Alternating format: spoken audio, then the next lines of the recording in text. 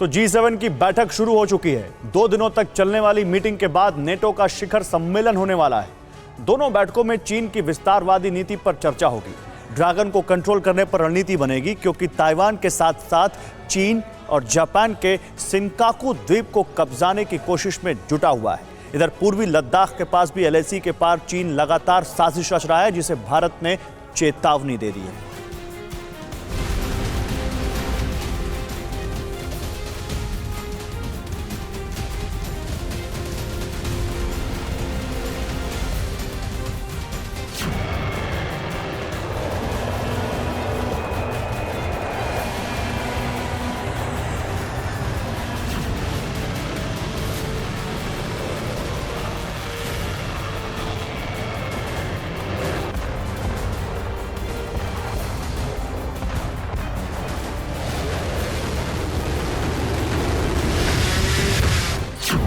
Beijing के विस्तारवादी बादशाह की महत्वाकांक्षा को छत विछत करने के लिए पहाड़ियों के बीच अलर्ट मोड में तैनात हैं हिंदुस्तानी बम वर्षक विमान। पूर्वी लद्दाख पर गिद्ध दृष्टि गड़ाए चीन की आर्मी को तबाह करने के लिए मुकम्मल तैयारी। लाइन ऑफ एक्चुअल कंट्रोल पर बार बार चीन को उसकी हैसियत बताने वाले भारतीय शूरवीर शत्रु संहार के लिए रेडी हैं।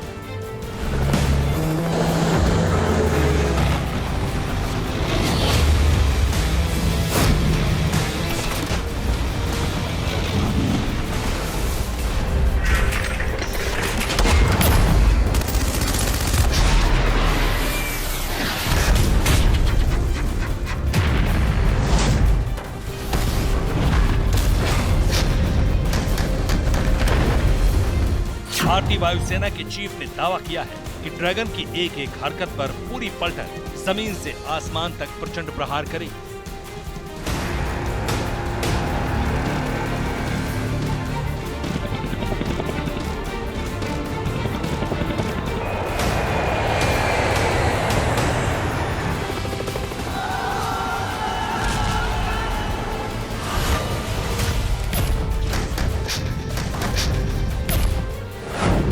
पूर्वी लद्दाख पर नजर, एक गलती टूटेगा कहर।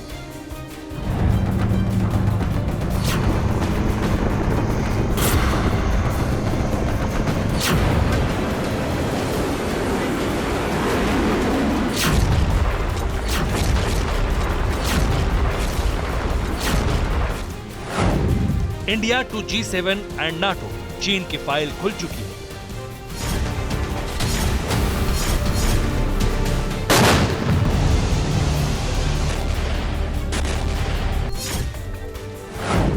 एक्शन में बाइडेन, चक्रव्यूह में चीन, वॉर सीन।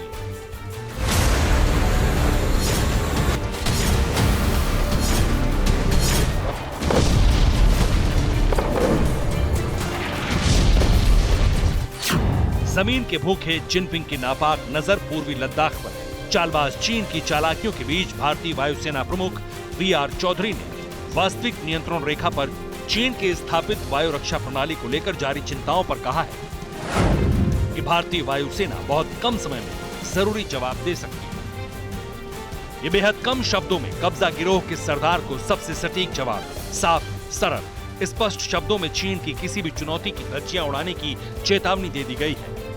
चीन को हिंदुस्तान की ओर से वार्निंग ऐसे वक्त में मिली है जब दुनिया के तमाम देश लाल दीवार के अंदर बैठे प्रपंची सुल्तान के विरुद्ध एकजुट हो रहे हैं। G7 से लेकर नाटो की बैठक में चीन की अवैध और अतिक्रमणकारी चाहतों पर चर्चा होने वाली है।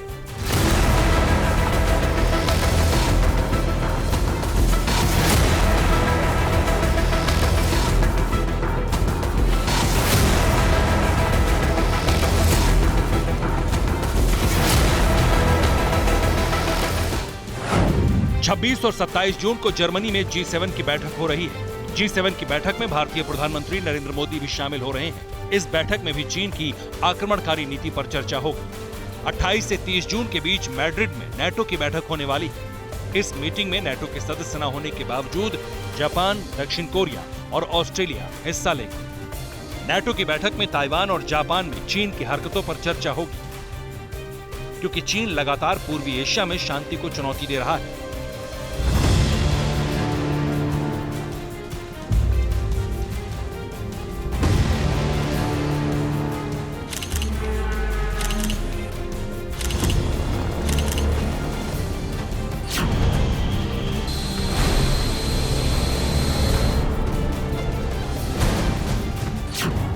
जब चीन के खिलाफ अंतर्राष्ट्रीय स्तर पर गोलबंदी हो रही है, तब ड्रैगन ने अब जापान को धमकाने की कोशिश की। चीन के तटरक्षक बल के 2 युद्धपोतों ने रिकॉर्ड 64 से भी ज्यादा घंटे तक जापान के समुद्री इलाके में विवादित द्वीपों की घेरेबंदी की। ये पिछले 1 दशक में चीन की तरफ से जापानी इलाके में सबसे लंबी घुसपैठ बताई जा रही है। 2 चीनी युद्धपोत पूर्वी चीन सागर में जापानी जल क्षेत्र में घुसे। 21 से लेकर 23 जून तक चीनी वॉरशिप जापान के इलाकों में घूमते रहे। चीनी जहाज जापान के नियंत्रण वाले सेनकाकू द्वीप समूह से सिर्फ 3 किलोमीटर के फासले पर थे। आपको बता दें कि सेनकाकू द्वीप पर जापान और चीन दोनों ही दावा करते हैं कि ये इलाका उनका है, जिस पर साल 1972 से ही जापान का कब्जा है। चीन का दावा है कि उसे इस द्वीप के आसपास गश्त करने का अधिकार है। जापान से सेनकाकू द्वीप छीनने के लिए ड्रैगन बेकरार है। यही वजह है कि साल 2012 के बाद ये चीन की ओर से सबसे लंबे समय तक चली घुसपैठ। सबसे पहले साल 2020 में चीनी जहाजों ने 57 घंटे तक घुसपैठ की। लेकिन समंदर में अपनी ताकत बढ़ा चुका ड्रैगन ताइवान के साथ साथ जापान के सेनकाकू द्वीप को हड़पने के लिए तैयार है।